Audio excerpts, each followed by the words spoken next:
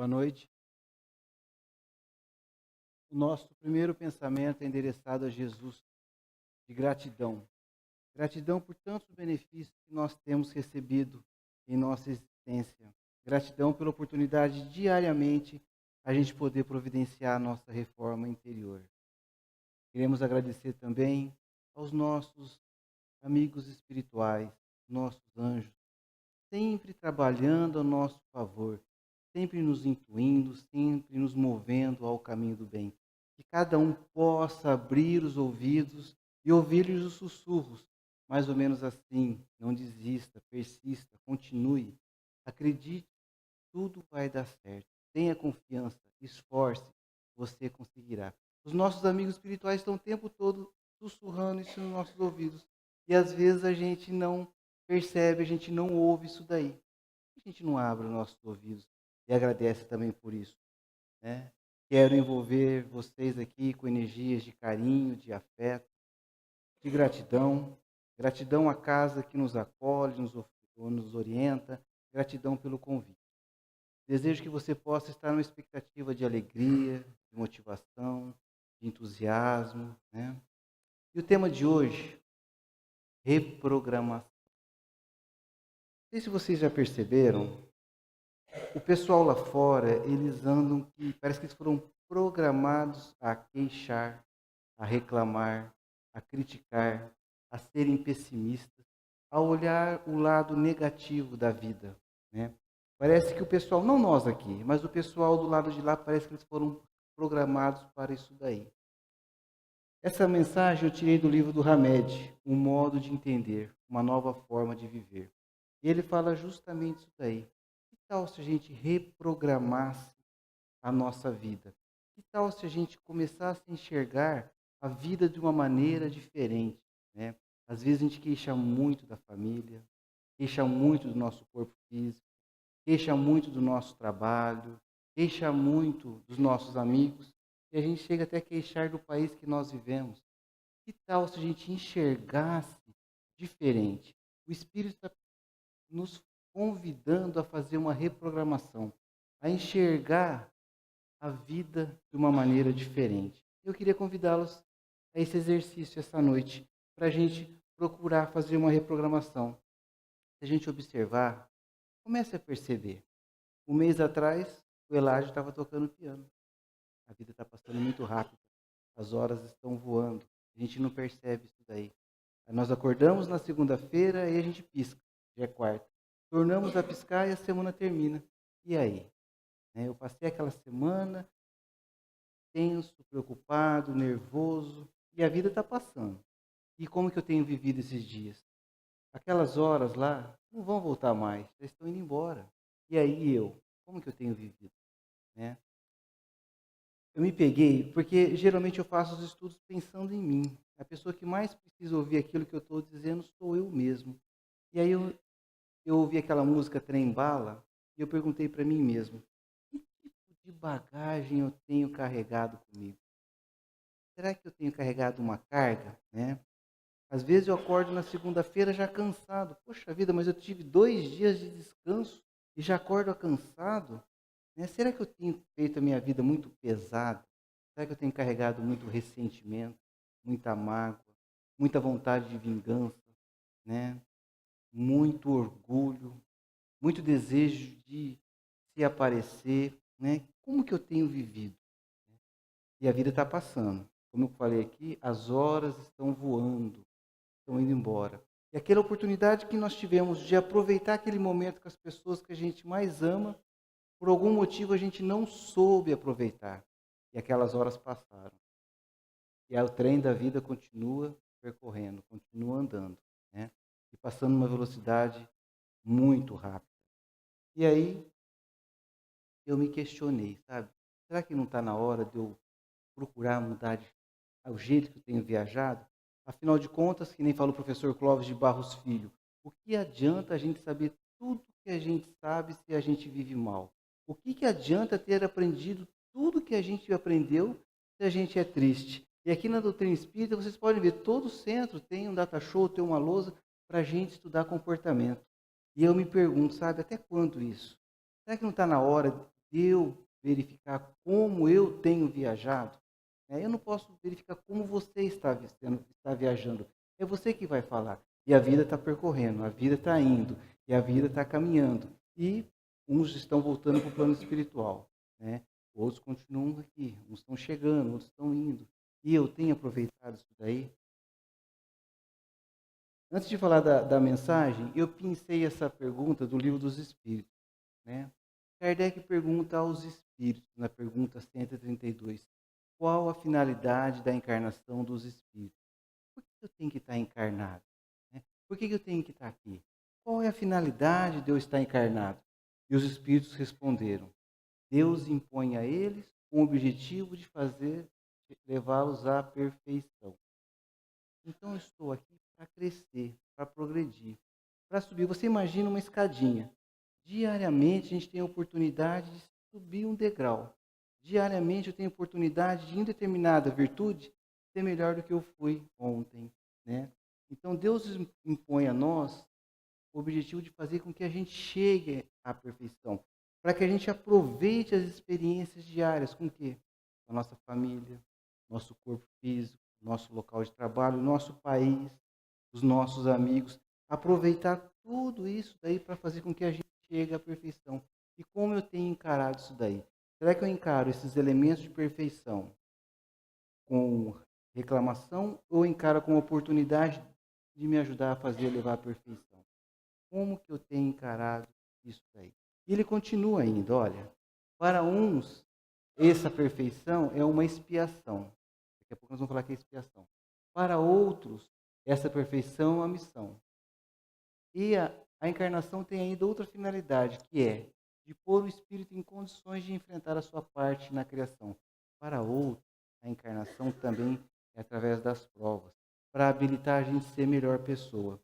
Se a gente reparar, a vida é uma só. Só que com vários estágios. Uma hora no plano espiritual, uma hora no plano material. Uma hora no plano espiritual, uma hora no plano material. Você imagina que nós estamos fazendo um curso. Lá é a parte teórica. Aqui é a parte prática. Aqui nós vamos colocar em prática tudo aquilo que a gente aprendeu lá. E nós temos os elementos de perfeição. E aí a gente quer uma vida perfeita. E Deus nos entrega uma vida para que a gente construa a nossa perfeição. Então, geralmente, a gente quer as coisas perfeitas. Não, nós vamos conquistar isso daí. Né? E aí ele continua aqui. Então, para uns, a vida é reparar. Reparar é pagar alguma coisa, algum débito. Então, para uns, estão aqui para reparar algo. Para outros, a vida é uma missão. Eu tenho uma missão de ajudar alguém, de favorecer alguém. Para outros, a vida é uma aprovação. Né? E aí, vou entrar, propriamente dito, na mensagem do Hamed, que chama-se reprogramação. E Hamed começa o seguinte: olha, você nasceu no lar que você precisava. E eu me perguntei, mas por que eu nasci naquele lar que eu precisava?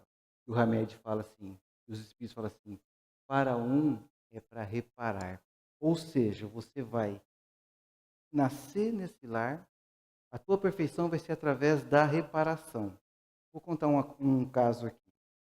A gente anda muito nas casas espíritas aí e a gente faz muitos amigos. E tem um centro espírita fora daqui de Rio Preto que eu fiz muita amizade com o pessoal lá. E tem dois irmãos frequentadores do centro que a gente teve uma afinidade maior. E eles falaram para mim, um deles chegou para mim e falou assim, rapaz, um dia que eu fui fazer um tema sobre o perdão. Ele falou, César, eu não me dou com meu irmão. Eu falei, como assim? Olha, desde pequeno o meu irmão foi um calo no meu sapato. E aí eu perguntei, falei, pera um pouquinho, mas será que também você não foi um calo no sapato dele? Ele falou, pode ser. Mas ele continuou. Ele falou assim, desde pequeno a gente teve muito atrito, muito rancor. E por incrível que pareça, por mais que a gente quisesse separar, a vida fazia com que a gente caminhasse junto. E eu deixei ele falar. Ele falou assim, só vou te contar um negócio. Nós temos uma empresa, meu pai ficou doente. E quem foi tocar a empresa? Eu e o meu irmão. E detalhe, se a gente brigava, a empresa ia mal. A gente tinha que fazer um jeito da gente não brigar para a empresa ir bem. E aí eu sempre com aquela rusga com meu irmão, sempre com aquela situação com meu irmão. E aí eu pensei, eu falei, até quando esse rapaz me contando, eu vou ter essa rusga com meu irmão? Se eu estou com ele nessa encarnação, tem algum motivo, ele me contando. E ele falou assim, talvez eu preciso perdoar o meu irmão. E como se perdoa? Vou dar uma dica que eu aprendi com ele. Ele falou assim, uma das maneiras da gente perdoar alguém é quando você beneficia o infrator. Sabe aquela pessoa que te ofendeu, te agrediu? Quando você consegue beneficiar ele, você consegue trabalhar no perdão. Porque aí você consegue irradiar coisa boa para ele. E ele me contou o seguinte, falou assim, como que eu vou irradiar, como que eu vou beneficiar o meu irmão, sendo que eu não posso vê-lo na minha frente? Aí ele pensou, olha a ideia dele. A filha do irmão dele, chama Maria Eduarda, ela fez 18, tá com 20 anos, casamento marcado e precisava trabalhar. Ficou batendo cabeça em tudo quanto é lugar, procurando um emprego, e a empresa deles grande, né? Precisando de gente competente lá, e o irmão dele, por orgulho, não chamava. Não falava para a filha ir trabalhar, e nem o tio chamava. E aí até que um dia ele pensou, tive uma ideia. Eu vou beneficiar o meu irmão, sabe como? Ajudando a pessoa que ele mais ama na vida, que é a filha dele. Né? Ele entrou na sala do irmão dele e falou, posso falar com você? O irmão dele falou assim, seja em breve, estou cheio de compromisso. Eu falei assim, não, estive pensando rapidinho, pensa aí, vê o que você acha. Nós precisamos de uma pessoa competente aqui, surgiu uma vaga.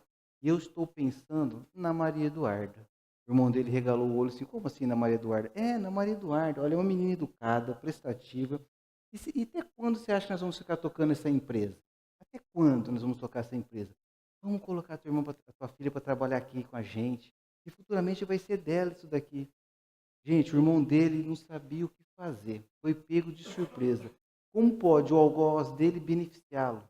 Beneficiá-lo através da pessoa que ele mais amava. Ele falou, César, depois disso, mudou tanta coisa na nossa empresa, na nossa família. Meu irmão, quando estava em casa, se eu chegava, ele saía. Ou, ao contrário também, se eu estava na casa da minha mãe, ele chegava, eu saía. Então, eu coloquei mais harmonia na casa da minha mãe. Mãe nenhuma gosta de ver filho brigando. Colocamos mais harmonia na nossa empresa. E acredita, depois de quase 50 anos, a gente está viajando junto. Nunca viajamos juntos. Então mudou o clima. Então ele falou, sabe, César, nós nascemos na família que nós precisávamos para reparar alguma coisa. E aí eu me pergunto, sabe, gente, eu estou me perguntando, quem será que eu tenho que reparar na minha família? Devo ter muita gente para reparar. Né? Para outro, nasceu numa família que eu precisava, para levar, é uma missão.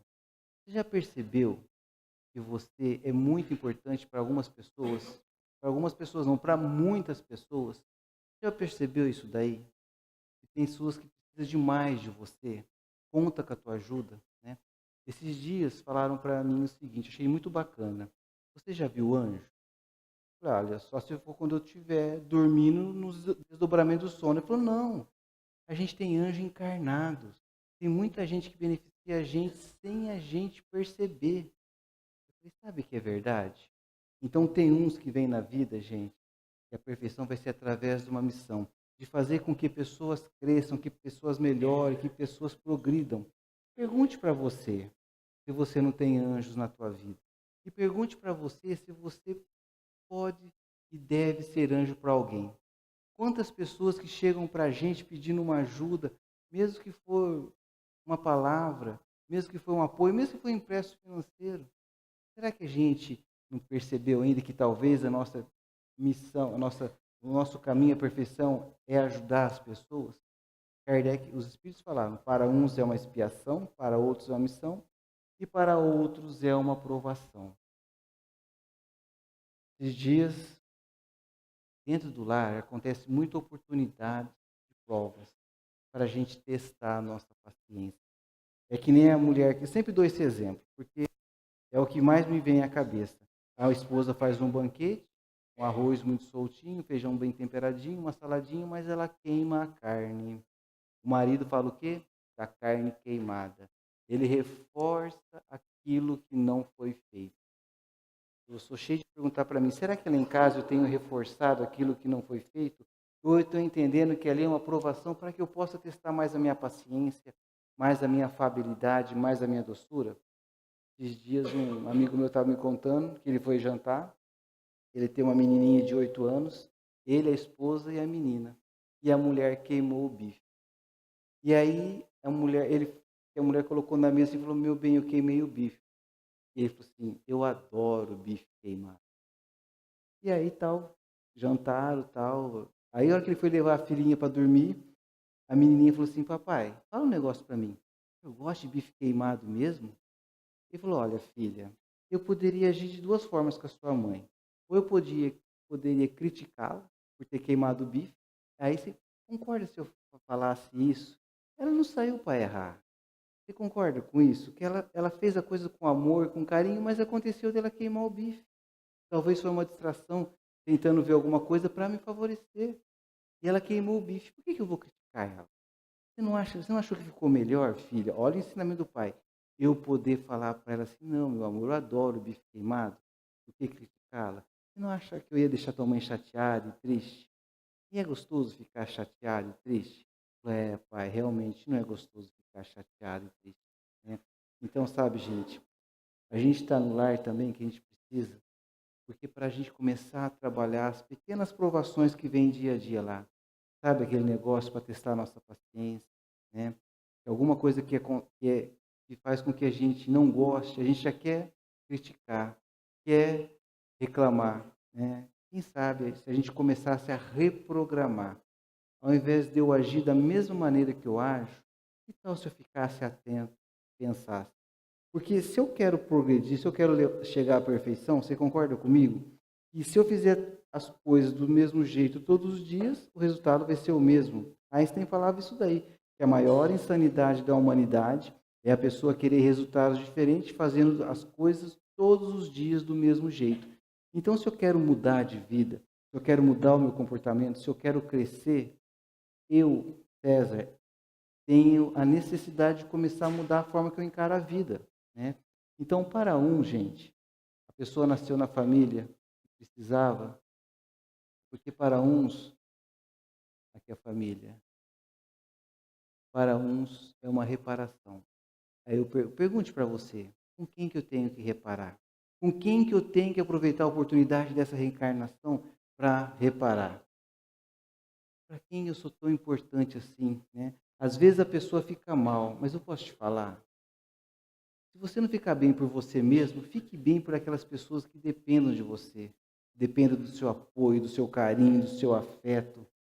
Tem pessoas, gente, que fica tão feliz quando a gente ouve nossa voz, né? Vou falar um negócio que aconteceu comigo, eu não sabia disso. Meu pai desencarnou faz 4 anos, né? E sabe o que ele falava para mim? Ele falou no leito de morte dele, ele falou o seguinte para mim. Eu nasci aqui na Santa Casa. Ele falou assim, deixa eu te confessar um negócio. Você sabia que quando você e sua irmã reencarnaram, eu chorei? Você chorou, pai? De alegria, satisfação. Chorei de gratidão a Deus por ter colocado vocês na minha vida. Chorei pela oportunidade que Deus estava me dando de colocar seres tão especiais. Então, sabe, gente, a gente tem pessoas muito importantes conosco e a gente está aqui também para ajudar essas pessoas. Então, para uns é uma missão. Aqui é a família. E o Hamed continua. O Hamed fala o seguinte: então, eu posso, então, ao invés de criticar minha família, eu reprogramar e começar a entender diferente, compreender os defeitos, que são iguais aos meus, compreender o jeito que eles são espíritos em evolução, eu não vou cobrar a perfeição deles, né? Eu vou respeitar dentro do limite o livre-arbítrio deles. Então, que tal a gente, ao invés de a gente criticar, a gente reprogramar e agradecer a oportunidade de estarmos juntos, formando a grande família espiritual. E Hamed continua: vestiste o corpo físico que merecias. Gente, eu queixo muito quando qualquer coisinha me acontece. Hoje eu acordei com uma alergia, dei 3, 4 espirros, pronto. Foi suficiente para acabar o meu dia. Foi suficiente para eu ficar desanimado, foi suficiente para me arrebentar. E aí, esse daqui é o Nick, né? E aí eu peguei essas fotos na internet. Eu falei assim, o Nick nasceu nessa vida, Ele veste o corpo que merecias, porque para reparar alguma coisa, porque ele não tem os 2 braços e as 2 pernas, né? Ele veio reparar alguma coisa. E ao invés de eu criticar, porque eu estou com uma simples alergia que amanhã já foi embora, eu vou reclamar. Eu fico imaginando, olha só, e ele leva uma vida normal. Se você entrar na internet, tem ele, a família dele, o filho dele já maiorzinho, né? Então ele não foi desculpa para ele constituir uma linda família, não tendo braços e pernas. Não foi de, de praticar o esporte que ele gostava, né? Gente, eu não entro no mar, eu não vou com uma prancha até na beiradinha, agora o cara vai surfar, né? Não, e aí então ele veio para reparar, para as provações e uma missão de levar a alegria, levar o entusiasmo, levar a motivação, levar a disposição para as pessoas, mesmo com, eu falo com meio corpo, ele foi lá com entusiasmo, ele vai lá alegrar as pessoas, ele vai falar assim, gente, acredite na vida, para de reclamar, olhe, você é perfeito, né? Vamos aí superar. Você está passando por uma dor? Tire da dor alguma coisa a seu favor. O que a gente pode tirar da dor a nosso favor? O despertamento. E quando a gente desperta, a gente transforma. Então, o Nick, né, ele veste o corpo físico que ele merecia. Para reparar alguma coisa, como provação ou como missão. Então, que a gente possa, ao longo da nossa existência, ficar atento. Será que não está na hora, César, parar de queixar por uma simples alergia e reprogramar agradecendo esse templo saudável que é o meu corpo físico, que me permite fazer tantas coisas, que me permite ter uma qualidade de vida muito boa? Não está na hora de eu despertar para isso daí? Né? Isso aqui é o chamado, é o exemplo. Então, depois que eu colei essas fotos aqui, hoje cedo eu estava bravo, chateado, falei, peraí, lembrei no Nick. Olha aqui, que exemplo de vida, que determinação, que persistência. Então, a MED fala o seguinte, que tal se a gente reprogramasse a nossa vida? Ao invés de eu queixar, eu agradecer. Né? Ao invés de eu pensar que eu sou fraco, eu enxergar que eu sou muito e muito forte. Aí, Hamed continua. Essa daqui pegou pesado para mim. Bom, todas estão pegaram pesadas para mim. Moras no melhor lugar que Deus poderia te proporcionar de acordo com o teu adiantamento. E aí eu falo, meu Jesus amado, eu moro no melhor lugar, moro num país cheio de confusão, cheio de corrupção. Você mora no melhor lugar. Que tal você reprogramar? Deixar de queixar do teu país e agradecer por você estar numa terra maravilhosa. Você quer um país melhor? Então, faça um país melhor. Né? Não fique olhando o comportamento do outro. O comportamento do outro é do problema do outro. Esses dias eu vi uma entrevista do presidente de uma indústria de tratores. Sabe o que ele falou para a gente? Uma mensagem que ele deu da John Deere. Ele falou o seguinte, desliga a televisão, desliga o rádio, para de ver aquele país do pessoal de Brasília e começa a ver o teu país, que é um país cheio de oportunidade, cheio de gente trabalhadora, cheio de gente que quer crescer. Para de querer arrumar o pessoal lá de Brasília, comece a arrumar a você mesmo. E aí eu pensei, né, já que eu ouvi a mensagem dele, eu falei, será que eu faço pequenas corrupções? E eu estou vendo a corrupção do cara, porque se começa no pequenininho aqui, ó. Posso ficar carteirinha de estudante para entrar em filme de maior, furar a fila, colar na prova, fazer gato, roubar a TV a cabo, bater ponto, colega de trabalho, receber um troco maior, ficar quietinho e deixar a caixa pagar a diferença, apresentar atestado médico falso ou para matar o trabalho ou para não fazer prova, comprar produtos falsificados. Por que eu deixei isso daqui por último? Porque eu quero dar o meu exemplo. A gente está contextualizando, eu preciso dar o meu exemplo. Tentar subornar o guarda para evitar multa. Eu não tentei subornar o guarda quase. Por quê? Porque o guarda foi bom comigo. Porque se ele me multasse, seu guarda, vamos conversar tal. Vou contar o que aconteceu comigo agora no final do ano. Estava na casa da minha cunhada, eu, meus filhos, minha sogra, né, minha neta. E aí minha neta quis ir embora comigo. Vou com você, vovô. Eu falei, tudo bem. Só que eu falei, a cadeirinha de criança não tá no meu carro, está no carro da vovó. Ah, mas eu quero ir com você, vovô. Então tá bom. Eu falei, Mixe, mas eu vou levar ela agora. E eu sou até meio cachista para algumas coisas. E aí eu falei, bom, então vamos embora, vai. E aí, a minha esposa foi no banco de trás com ela. E eu falei, bom, eu vou até por dentro da cidade, porque eu tenho certeza. O meu caminho é Fernando Costa, e geralmente na Fernando Costa, debaixo da BR tem um comando. Todo domingo tem um comando lá. Né? E eu falei, bom, eu vou evitar aquele caminho, é feriado, hoje não vai ter nada não. Eu estou passando, quem que eu vejo? Os guardas. Nunca fui parado, nunca fui parado. Detalhe, me pararam dessa vez. Eu falei para minha esposa, Selma, afunda a Alice no chão. Coloca a menina no chão. O que aconteceu, vovó? Que a tua menina enfundou no chão e colocar a pé na cabecinha dela. Ela queria levantar minha esposa segurando. O que foi? Fica ele, fica quietinho, ó o guarda. Aí o guarda, eu só abri só um pouquinho aqui o vidro, né? Porque o meu carro tem sulfilme, só abri um pouquinho, pois não, você guarda os documentos. Aí eu entreguei os documentos e falei, por favor, abaixa o vidro. Aí conforme eu fui abaixando o vidro, a Alice foi levantando a cabeça. Aí o guarda olhou para a Alice, olhou para mim, pegou meus documentos, checou, falou, olha, posso te falar um negócio? Não vou te dar uma multa não. Sabe por quê? Dinheiro nenhum vai pagar se você bater esse carro e perder essa princesinha aí, concorda? Concordo. Então está na hora de você tomar consciência disso e parar de andar com a menina sem a cadeirinha de criança. Gente, eu não ando. Mas sabe aquele... E aí eu pensei, bom, antes dele começar a falar, eu falei assim, vou ter que dar 100, 50 para ele, que eu ia tentar, né? E aí eu estou querendo, e aí ele me deu uma baita bronca, né? E eu segui embora. E aí eu falo para vocês, e eu estou preocupado com o pessoal de Brasília fazendo corrupção. E eu aqui? Como que eu vou controlar as minhas pequenas corrupções diárias que eu faço? Isso foi uma da Alice. Né? E aí? Será que não está na hora de eu, César, parar, me reprogramar? Ao invés de eu reclamar do país que eu vivo, eu observar o meu comportamento e começar a me melhorar? Desliga a televisão, gente. Desliga o rádio. Né? A gente vai, mas você vai estar falando que a gente tem que ficar parte do mundo, não é isso, é que a gente dá muito valor lá. Vai chegar as eleições, nós vamos votar certinho, escolha o teu candidato. Mas se você quer um país melhor, um país grande, um país forte, começa por nós.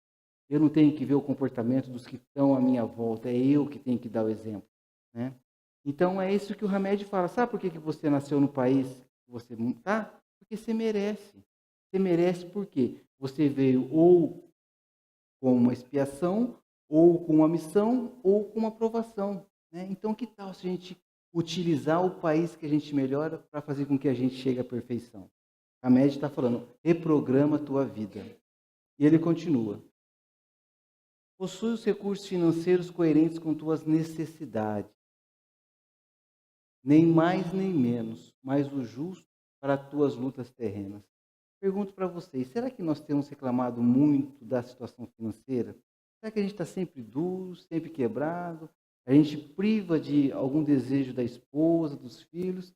Aí você pode falar assim para mim, mas se eu der tudo o que eles querem, eu não consigo fazer uma previdência. Eu concordo, nós temos que reservar uma parte, um fundo para a previdência, para que depois que a gente parar de trabalhar, a gente mantenha a nossa qualidade de vida. Eu tenho que fazer uma programação financeira. Né?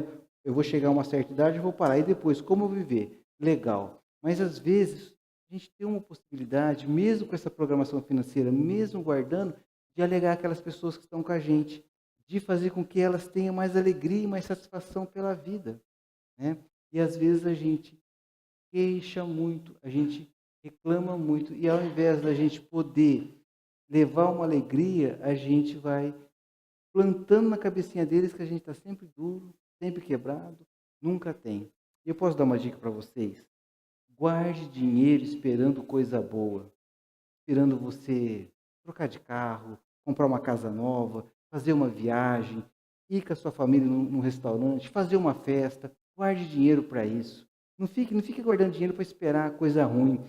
Se aconteceu um imprevisto, pelo menos eu vou ter um dinheiro guardado. Não.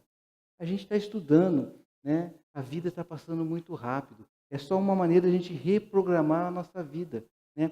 Então, se eu começar a guardar dinheiro para coisa boa, minha esposa quer ir lá para Poços de Caldas. Poxa vida, não custa uma sexta-feira eu dar um pulinho lá, tomar um café, comer um pão de queijo, comer aquele queijinho meia cura. Dá para fazer isso daí, né? É só a gente começar a reprogramar a nossa vida, a maneira com que a gente encara a vida. E na caridade?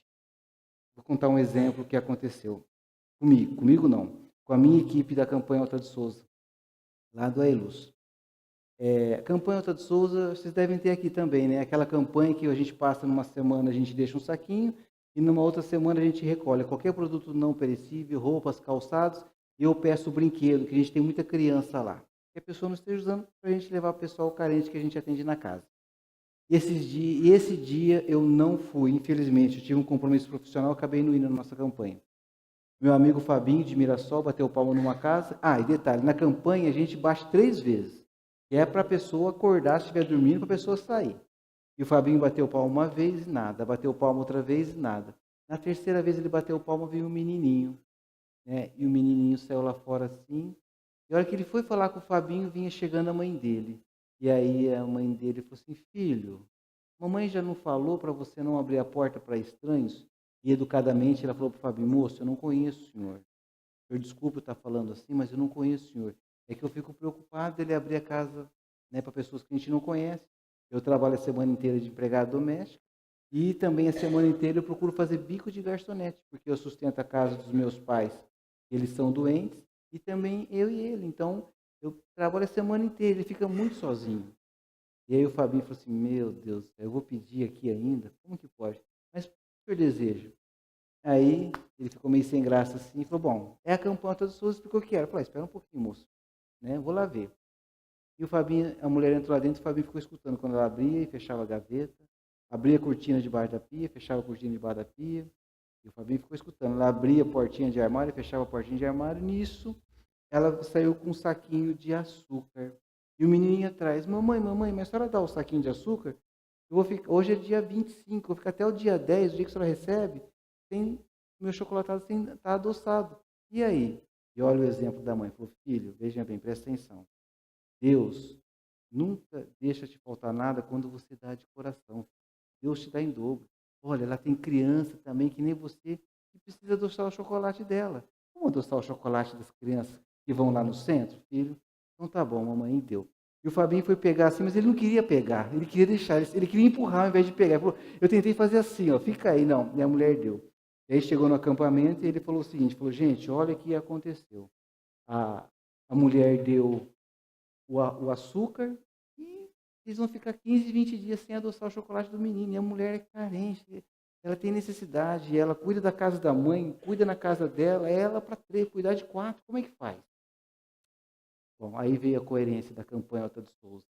Bom, se a gente não está fazendo isso daqui para levar comida para os outros, os necessitados? Sim. Ela não é uma necessitada? Que tal se a gente fizesse uma cesta? Mas aquela cesta. E aí colocaram arroz, feijão, macarrão, açúcar, sal, óleo, vinagre, produto de limpeza que a gente ganha também. Colocaram roupa que nós ganhamos, colocaram um brinquedinho, um caminhãozinho e foram lá na casa da mulher. Bateram palma, isso me emociona, sabe, gente? Bateram palma e veio a mulher. Meus amigos da campanha falaram assim, olha, gente, o intuito da campanha Alta de Souza é beneficiar as pessoas. O que a senhora falou para o filho da senhora mesmo, quando você entregou o saquinho de açúcar? Aí a hora que ela foi falar, não, chama o menininho, por favor. Aí ela chamou o menininho e falou assim, filho, olha, o que a mamãe te falou? E quando você dá de coração, você dá com carinho, Deus te dá em dobro. Tá? Eu não dei para ganhar, mas aí, filho, eles trouxeram para você. Então, olha o exemplo, filho. Então, toda vez que você tiver a oportunidade de ajudar, não desperdice a oportunidade que você tem de ajudar. Ajude o mais que você puder as pessoas. Você pode, né? Então, geralmente o pessoal acha, ele é reprogramado para dizer que ele não tem recurso financeiro coerente com as necessidades dos outros. Mas nós temos muito, gente. Tem muita gente pior que a gente. E a gente pode estender a mão, pode levar um pouquinho de dinheiro, pode comprar alguma coisa. Quando surgir pão no centro, compra. É para energia, água, luz, para caridade. Quando tiver pizza, festival de pizza, de comida, compre. Você está beneficiando. Compre um teu e compre para dar de presente para alguém, para beneficiar as pessoas. Né? E ele continua ainda. ter um ambiente de trabalho que ele existe espontaneamente para a tua realização. Como que você encara o teu trabalho financeiro, profissional? Né? A palavra trabalho ela tem origem no vocábulo latino chamado tripalho. Tripalho era 3 paus assim, ó. Eles penduravam o cara lá. É um instrumento de tortura, tá? Então, tripalho era tortura, era para causar desconforto para a pessoa, né? E aí, na sociedade greco clássica, começou século II a.C. até o século V, trabalho era visto como tortura, como escravidão. No período medieval, o trabalho era visto como servidão. A concepção religiosa de trabalho é castigo. Lembra quando Adão e Eva desrespeitou Deus? O que Deus falou assim, ó, mulher, você vai sofrer com as dores do teu parto, e homem, você vai ter que trabalhar? E aí, Hamed fala o seguinte para a gente: que tal se a gente parar de olhar o nosso trabalho como escravidão, como tortura, como castigo, e reprogramar a maneira com que a gente enxerga o nosso trabalho, com a possibilidade de realizar uma grande obra, com a possibilidade de a gente crescer, com a possibilidade de a gente agregar valor nas vidas das pessoas. A doutrina espírita está nos convidando isso daí. Tem muita gente lá no trabalho da gente que precisa da gente, que a gente veio como missionários para pegar essas pessoas e levantar. Percebe a sua profissão? Cada um tem uma profissão aqui. Percebe se você não pode ajudar muita gente na sua profissão. Então, reprograme o jeito que você encara o seu trabalho. Ao invés de você encarar como castigo, como fardo e como servidão, encare com a oportunidade de realizar uma grande obra. Amanhã de manhã que você levantar para trabalhar, abençoe e agradeça o teu trabalho, porque é através dele que você tem a proteção do agasalho, você tem o alimento, você tem o teto da sua casa. Né? Comece a enxergar o teu trabalho diferente. Isso é que o Hamed está falando. Ele continua aqui. Então, agregue valor no seu trabalho. Seja uma peça fundamental. Seus parentes e amigos são almas que você atraiu com a tua própria afinidade.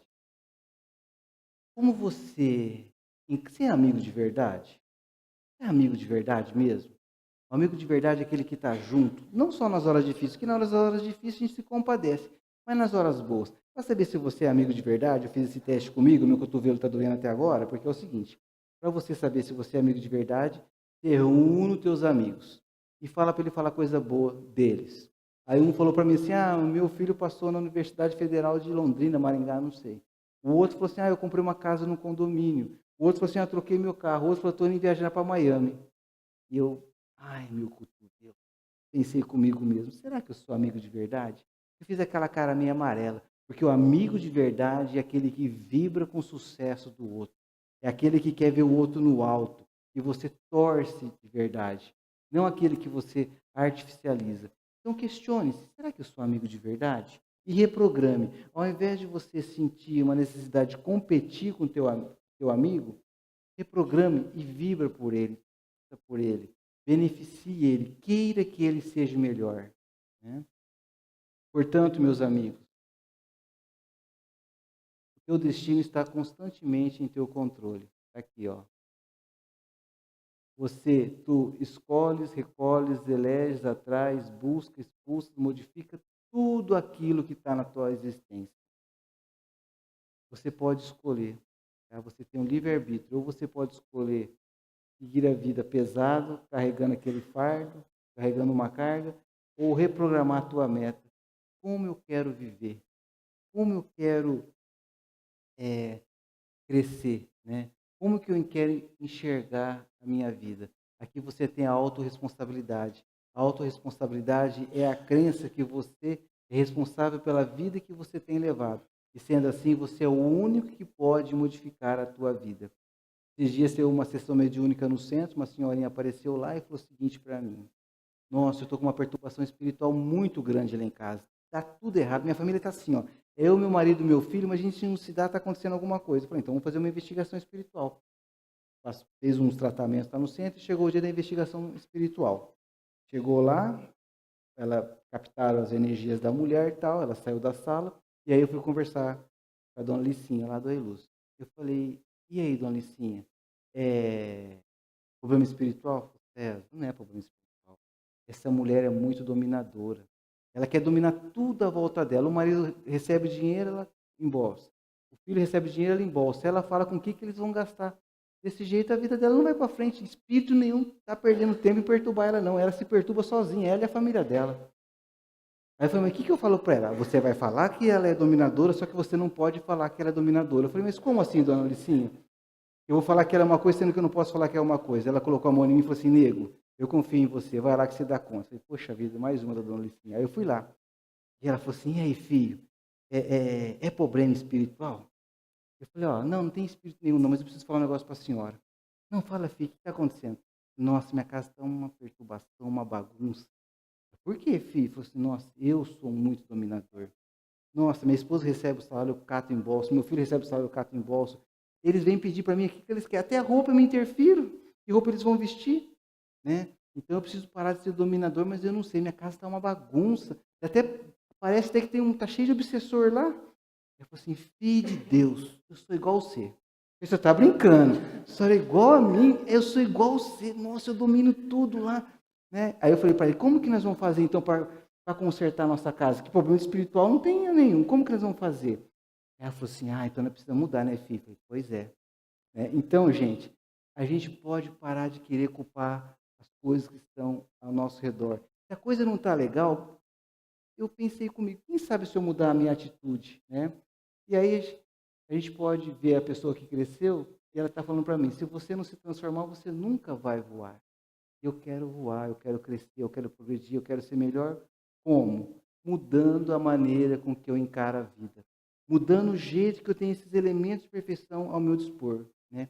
Como que eu quero viver? Teus pensamentos e vontades são a chave de teus atos. Teus pensamentos e vontades são a chave de teus atos. E as atitudes são as fontes de atração e repulsão da tua jornada vivencial. Não reclames nem te faça de vítimas. Antes de tudo, analise e observa. A mudança está em tuas mãos. Olha uma cara de vítima aqui. Sabe por que a pessoa é vítima? Sabe por que a pessoa se vitima? Olha só, rapidinho para terminar. A pessoa se vitima porque é o seguinte, ela aprende isso de criança, gente. Como assim, por exemplo? Quando a pessoa é pequena, é criança, ela quer chamar a atenção dos pais. Ela quer carinho, ela quer atenção, aquela afetividade. E os pais são inabilitados para isso. Percebe que eu fui pai, quando a gente é recém-casado, a gente não tem essa habilidade muito. Aí depois que a gente vira avô, a gente fica mais doce, né? Mas a gente não tem aquela habilidade muito com os filhos. E os filhos, para chamar a atenção dos pais, eles fazem de tudo e os pais não dão atenção. E de repente o filho fica doente. Aí o pai, preocupado, vai lá e cata o filho, leva no hospital, dá o remédio, dorme com ele uma semana. Aí o filho tem tudo aquilo de bom que ele queria receber do pai. Aí o filho melhora, o pai continua com a vidinha medíocre normal, ele vai embora.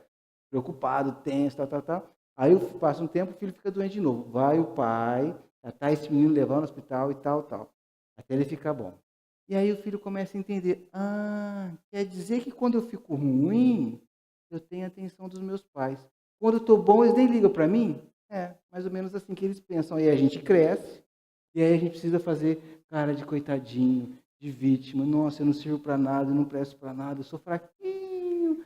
Sabe a minha carinha aqui de piedade? Por quê? Para receber atenção, receber carinho, receber a afetividade dos outros. E o Espírito está falando para a gente, o remédio está falando para a gente. Gente, reprograma a tua meta. Busca o bem e viverás melhor. Queira falar como vencedor. Queira falar como realmente pessoas que conquistam. Para de ser vítima da situação. Para de ser coitadinho. Né? A vida aí está ao nosso favor. Conspira ao nosso favor. E a gente se achando coitadinho. A gente se achando feio. E para encerrar... essa mensagem aqui, gente, foi recebida pelo médium Francisco do Espírito Santo Neto, em reunião pública da Sociedade Boa Nova, na noite de 6 de março de 96, do livro Um Modo de Entender. E aí amanhã nós vamos começar um novo dia. Né? E aí você percebe que a gente está aqui na largada, para encarar o mundão que vem pela frente, para encarar de frente, e a gente é forte, a gente é disposto. E eu lembrei mais ou menos de uma mensagem que deixou Carlos Drummond de Andrade, quando ele fala o seguinte, só o comecinho, não importa em que momento da vida você parou, não importa em que momento da vida você cansou, o que importa é que é sempre possível recomeçar. Recomeçar é acreditar de novo na vida. É colocar as esperanças de novo na vida. É acreditar em você mesmo, né? Você sofreu muito nesse período? Foi aprendizado. Você chorou muito? Foi limpeza da alma. Ficou com raiva das pessoas? Foi para perdoá-las um dia. Sentiu-se só por diversas vezes? Pois é, você fechou a porta até para os anjos. Achou que tudo estava perdido, que você chegou no fundo do poço? Sim, pois é, agora é hora de recomeçar, de pensar na luz, de reprogramar as tuas atitudes, de você pensar como você quer a tua vida. Tá? Às vezes a gente quer uma coisa lá na frente. Olha, eu vou deixar para ser feliz na hora que eu chegar lá na frente. Né? A alegria, gente, não está no objetivo a ser conquistado. A alegria, a felicidade está no caminho a ser percorrido. E diariamente a gente tem a oportunidade de fazer a nossa melhora, de fazer o nosso progresso, de fazer o nosso crescimento. É essa a mensagem que eu queria deixar com vocês essa noite. Reprograme a sua vida. Aproveite a oportunidade que você tem diariamente de ser feliz, de estar junto com a tua família, com o teu corpo físico, no local que você mora, com teus amigos e com o teu trabalho. Utilize esses elementos para você ser melhor. Desejo uma ótima semana a todos. Agradeço o convite. Muito obrigado, gente. Obrigado.